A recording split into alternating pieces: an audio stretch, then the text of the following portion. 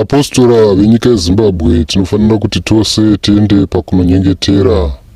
Tinofanira kuti tose tiende pakunobatana nomunamato mukuru, nekuti kune vanotaura vakaita sana upo uching'ono vanoda kuti tivakumbirire pamusoro paupenyu hwavo, nekuti kune vanotsvaka kuparadza upenyu hwavo.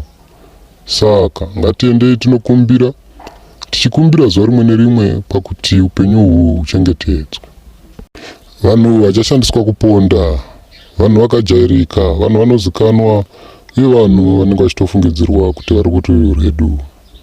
Ngatinyengetererei kuti zvinhu izvozvo zvisati zvaitika zvifumurwe. Good evening. My name is Hopo Chingono. I'm the journalist who broke the story to the effect that MPs had been given a kickback of $40,000 each, amounting to about $14 million. The reason why I broke this story is because it's unconscionable for representatives of the people to do something like that when our people are living in abject poverty.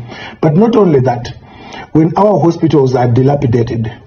If you go up and down the country, many of you who live in Zimbabwe, or even those who live in the diaspora, have had to fund healthcare for their loved ones. I've had to run GoFunds to try and help people that are in emergency, the latest one being that of the students from Masvingo who were involved in a car accident. What we expect from our members of parliament is common sense. When this story broke, I then suggested that, knowing very well how ZANU-PF operates, it will still loot the money if it's not taken. My suggestion said that they can take the money and set up a transparent board that will administer the money in hospitals and other areas where it's needed. Look at this. This is United Bulawayo Hospitals, one of the big 5 central hospitals in Zimbabwe. This is a referral hospital, but citizens are sleeping on the ground. Now look at this. This is Chitungwiza Hospital, one of the big 5 central hospitals, again, a referral hospital in Zimbabwe. Yet look at this bed. This is how patients are being treated. And these are the very patients in communities where the opposition has a presence in parliament. Now look at this. This is at Harare Hospital, the biggest hospital in Zimbabwe. It only has one maternity theater that was built in 1977 by Ian Smith. To build a maternity theater costs $37,000. Now imagine how many maternity theaters could have been built from this money that is being looted. Over 300 maternity theaters would have emanated from this. We live in a country where all public hospitals don't even have a single working radiotherapy machine. When a Zimbabwean gets a cancer diagnosis, it hangs over their head like a death sentence. It becomes one because there is no treatment available. Even if we have the doctors, they require these machines to work. So when I suggested that this money should be used transparently in communities, the MPs turned around and lied that this is a loan. I insist this is not a loan. They are lying to you. They know that these loans, so-called loans, are never paid. There's no single loan that has been issued by this government in the past 42 years that has been paid. We know how the late, great Dr. Alex Magaisa revealed how the same MPs, some of them in ZANU-PF, took money under the guise of a loan, millions and millions of dollars. It was never repaid. Loans are given at banks. You go and apply for a loan at a bank. If the government wanted MPs or ministers or their deputies to get loans, the government would have given a government guarantee to a bank, and these MPs would have gone to apply for those loans at a bank, making sure that they are repaid. These are not loans. Please don't insult our intelligence. Today, our students are not able to study because there is no electricity. We are failing to cook in our homes because there is no electricity. And yet, the government came out and said it didn't have money for electricity. Yet, it has money to dole out to MPs and money to dole out to ministers and deputy ministers. That is unacceptable.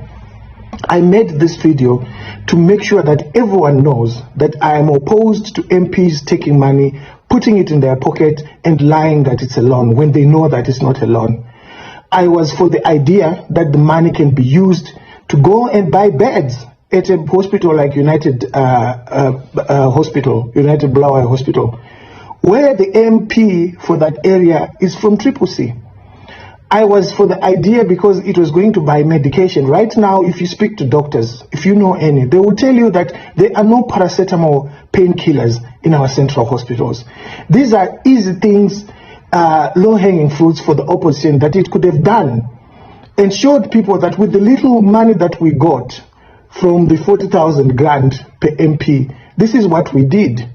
If you give us a mandate to run this country, we will do more if we have access to the treasury. But what they have showed us is that they are there to join the feeding frenzy on the trough. They are there to look after their own interests. Some said they want to buy houses. So what were they doing in Parliament when they didn't have houses? We need to select and elect MPs who have got something to deliver, who are able to serve, who bring a skill to Parliament, not people that are looking for a job, leeches. We do not want that. It is up now to the opposition to do what it wants with its MPs. Some have suggested that this might destabilize the opposition. Far from it. It won't destabilize the opposition at all. Zimbabweans will simply know which MPs not to select or elect when it comes to the election in 2023.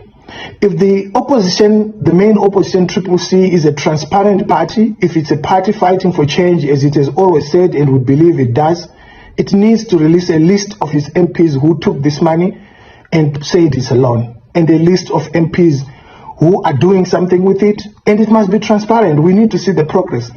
And it needs to release a list of those that didn't take the money. It's as simple as that. I have nothing more to add to this issue, and I shall not add anything else after this video. All I want to say to these MPs is that you have failed us each time you've been in Parliament. You failed to bring the issue of hospitals the way it should have been brought up. We were complaining. You were insulting us. You were calling us influencers. We are not influencers. I've worked hard in this country to make sure that we assist those that need urgent assistance. I set up Save the Hospitals, brought in millions worth of goods into this country because I believe in helping our people. I do not want to be a minister or to be a presidential candidate, as some of you are saying. I'm just a citizen with a conscience. I've got everything that I need. But it's unacceptable for someone like me to have everything that I need, including healthcare, and ignore everyone else. And that is exactly what you have done, MPs. You need to reflect on it, and we hope time is not too late for you to come back with something that is acceptable for all concerned. Otherwise, for me, it will be adios. I won't vote for people who do such horrible things. Right now, I'm running a campaign, a GoFund campaign for students that were injured in a bus accident coming from registering to vote. Registering to vote for you. These students are from Zinaso. They are your supporters. This is what you should be more concerned about than thinking of pocketing kickbacks.